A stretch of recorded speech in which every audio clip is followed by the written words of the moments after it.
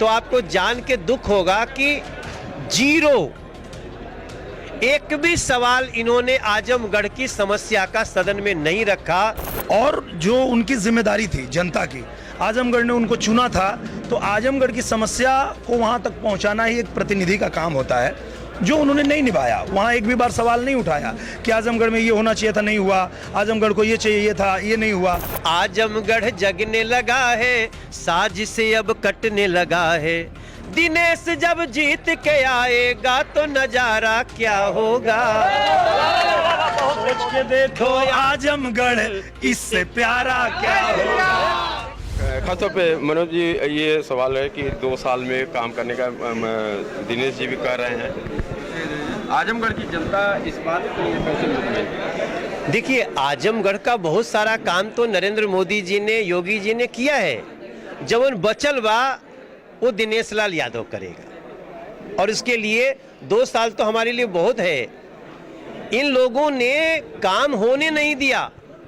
इनको लगता था आपको मोदी जी को और योगी जी को बदनाम करने के लिए यहाँ काम ही मत होने दो।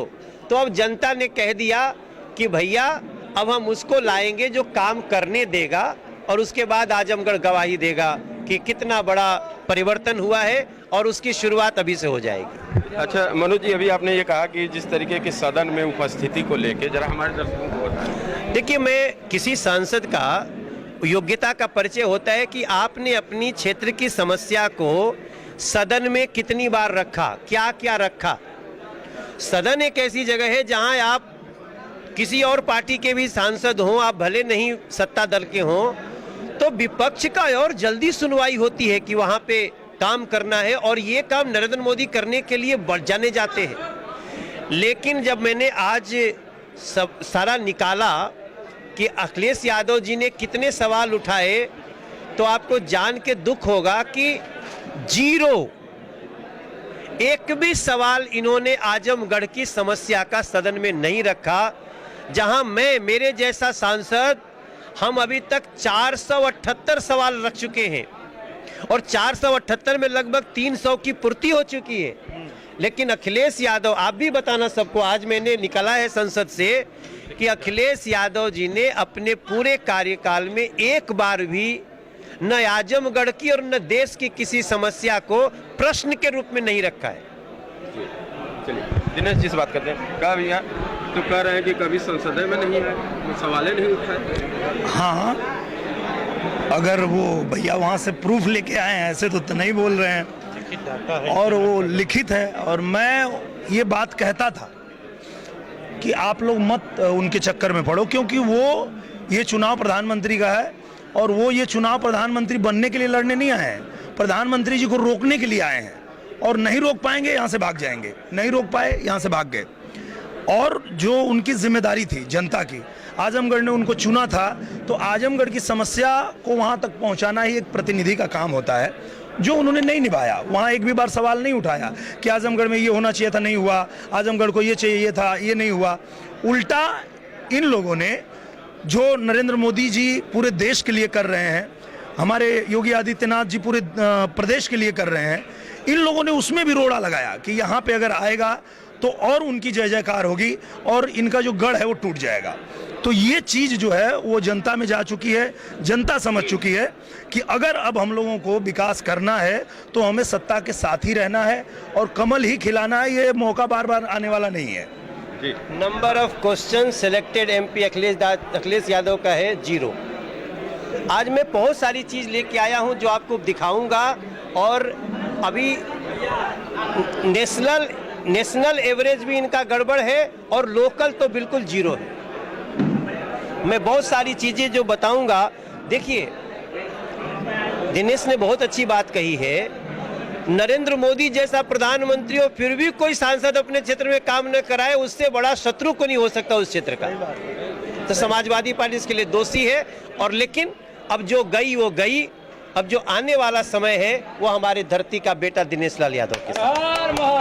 मनोज जी, अगर अब दिनेश जी भी हैं, आप भी हैं, रितेश जी भी हैं, दर्शकों के लिए अगर कुछ अच्छा ना हो तो ये भी हमारे दर्शकों के लिए देखो, मैं तो इनको बोल रहा हूँ रवि भाई कि भैया तुम लोग गाते रहना जी, मैं गाते रहता हूँ। दिनेश लाल यादव का सबसे बड़ा टीआरपी क्या है? किसने संगीत को सुरों में गाया है, लाखों लोगों को रोजगार दिया है अपने कर्म से।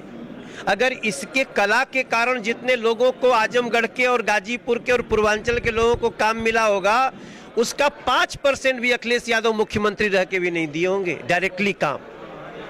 तो इसको जारी रखना, इसलिए हम सब गाना तो गाते हैं, हम गाए हैं। और इस समय तो आप देख रहे हैं मंदिर अब बनने लगा है, भगवा रंग चढ़ने लगा है, आजमगढ़ जगने लगा है, साज से अब कटने लगा है। दिनेश जब जीत के आएगा तो नजारा क्या होगा, सोच के देखो आजमगढ़ इससे प्यारा क्या होगा। जय जय राम। मनोज भैया जिंदाबाद। ये देखो, मनोज भैया जिंदाबाद। ये मेरा मानना है कि दिनेश को जीतने दीजिए। मैंने दिनेश को, देखिए हो सकता है जिसके विजन बड़े नहीं है ना, वो कलाकार को गाली दे सकता है, लेकिन वो जो गाली दे रहे हैं ना, उनसे पूछिए कि जिस दिन हमारे लोगों को तकलीफ होती है, दिल्ली में हो, कलकत्ता में हो, बॉम्बे में हो, कौन खड़ा होता है? ये खड़े होने वाले ग्रुप हैं। हम सांसद, हम कलाकार के साथ साथ हम सामाजिक जिम्मेदारी निभाते हैं सर। इसलिए हमने जो देखा है, दिनेश लाल यादव के अंदर इतना बड़ा एक समाज सेवी छुपा हुआ है, उसको मौका मिलने दीजिए, वो ऐसा सिद्ध करेगा कि उत्तर प्रदेश पूर्वांचल के हर बच्चे को दिनेश लाल यादव बनाने का मन करेगा। दिनेश जी, अब ऐसा मौका है, मनोज भैया हैं, जैसी बात आप कह रहे थे, तो अपने सपनों में भी बिल्कुल, मैं भैया को भी और हो। हाँ हमारे कृपा भैया को भी, दोनों लोगों को, और हमारे रितेश भैया को, हाँ सबको ये बताना चाहता हूँ कि एकदम हम लोग ये चुनाव जीत रहे हैं, उसका एक कारण है।